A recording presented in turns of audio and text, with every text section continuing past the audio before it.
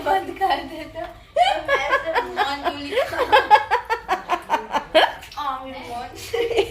ये सब आने वाला है।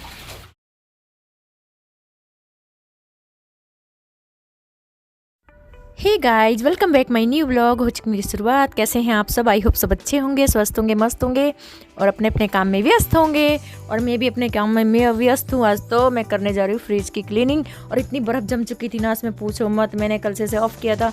आधी बर्फ़ मैंने बाहर फेंकी और आधी ये ट्रे में चिपकी हुई है बर्फ़। और निक्कू मुझे बोल रही थी कि बर्फ़ खा ले, तू तो ठंडा पानी पीती, तो बर्फ़ भी खा के दिखा। मैंने कहा मैं ये वाली बर्फ़ नहीं खाती। तो हम दोनों की बहस चल रही थी इसमें। और निक्कू मेरी शूट कर रही थी आज। और यहाँ देखो, मैंने सारा फ्रिज खाली कर दिया था क्योंकि पानी बर्फ़ मैंने ऑफ़ किया था ना, तो पूरा पानी पानी हो गया था। पूरी बर्फ़ जो आइस होती है ना, पूरी मेल्ट हो चुकी थी। तो सारा सामान मुझे निकालना पड़ा। इसकी वजह से मुझे डिप ज़्यादा करना पड़ा और गंदा भी हो गया था, तो करना ही था। तो मैंने कहा चलो कर ही लेते हैं। और कर रही थी, तो मैंने कहा चलो शेयर भी कर लेते हैं। और यहाँ देखो, मैं कर रही थी इसे साबुन से साफ, विम बार से, जिससे बर्तन धोते हैं उससे कर रही थी। उससे करती मैं ज़्यादातर। तो उससे भी ना, अगर फ्रिज में स्मेल आ रही है तो उसमें नींबू होता है, तो उसमें स्मेल चली जाती है। थोड़ी भी स्मेल नहीं आती फ्रिज में। अगर आ भी रही हो ना तो भी नहीं आती। तो सर्फ से नहीं करती मैं ज़्यादा, उससे करती हूँ। और एकदम शाइनिंग मारने लगता है। देखो कितना मतलब हो गया, लग नहीं रहा था, बहुत गंदा हो रखा था। क्योंकि दिवाली में एक बार किया था मैंने, डिप नहीं किया था, ऐसे ही कर दिया था। मगर डिप होता है तो उसमें सारी स्मेल चली जाती है। तो मैं कर ही लेती हूँ, महीने में एक बार तो हो ही जाता है हमारा, क्योंकि गंदा भी बहुत होता है। तो यहाँ पे बस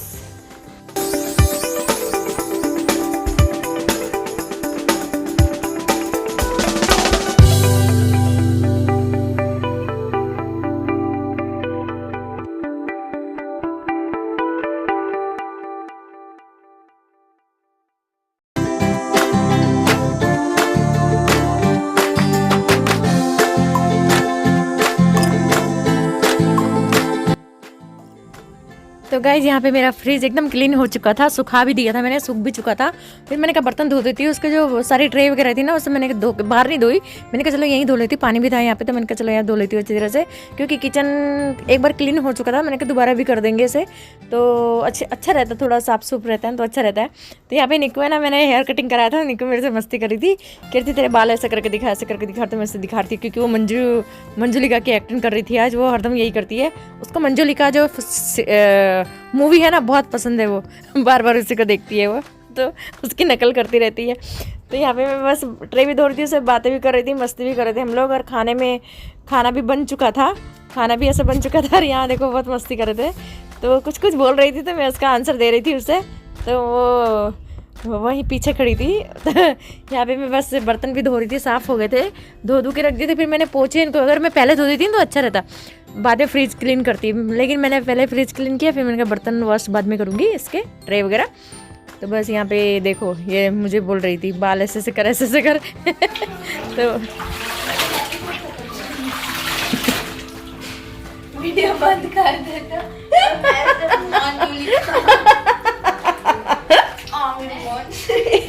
ये सब आने वाला है।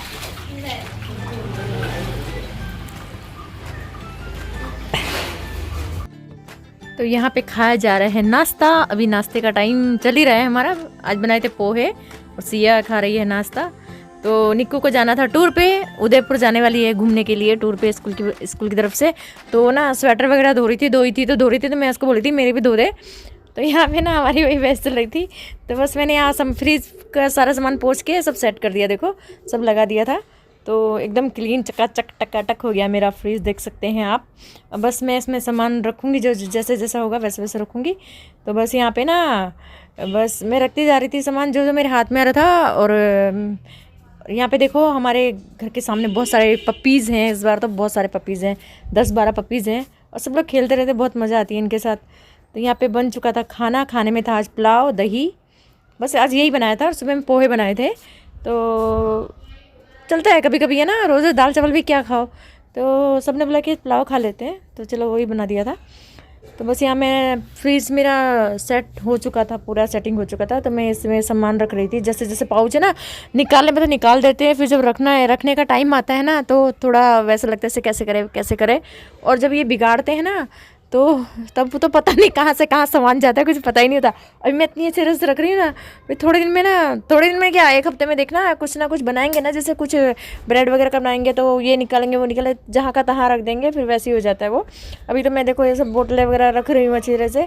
चलो बोतल तो हमारी यहीं पर रहती है, क्योंकि उसकी और कहीं जगह नहीं होती है, जो पाउच होते हैं ना वो इधर उधर फैल जाते हैं। तो सबके घर में ऐसा होता है क्या, मुझे बताना है कमेंट्स में। तो यहाँ पे बस मैं ना फ्रिज का जो बास्केट था ना वो भी खाली कर दी, जो सब्जियाँ सूख गई थी या ख़राब हो चुकी थी मैं ऐसे निकाल रही थी। तो बस यहाँ मैंने कहा अच्छी तरह जमा देती हूँ।